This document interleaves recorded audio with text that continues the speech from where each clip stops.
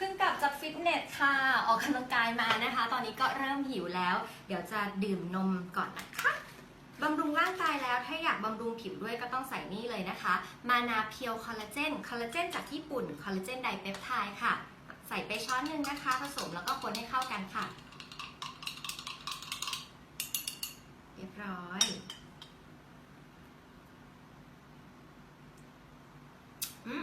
ตัวนี้นะคะดื่มง่ายมากๆเลยเพราะว่าไม่คาวนะคะแล้วก็ไม่มีสีไม่ผสมแป้งไม่ผสมน้ำตาลด้วยค่ะอยากจะใส่กับอะไรก็ได้นะคะเป็นคอลลาเจนที่ดูดซึมดีกว่าคอลลาเจนทั่วไปถึง55เท่าเลยค่ะบอกเลยว่าที่เห็นผิวทิมสดใสแบบนี้นะคะเพราะว่าได้มานาช่วยบำรุงเนี่ยแหละค่ะพวกรอยค้ำจากแสงแดดพวกริ้วรอยตอนนี้ไม่เหลือแล้วค่ะถ้าเกิดว่าใครอยากจะทานคอลลาเจนนะคะทับทิมแนะนำเลยค่ะมานาเพียวคอลลาเจนสิ่งดีๆที่ทับทิมบอกต่อค่ะ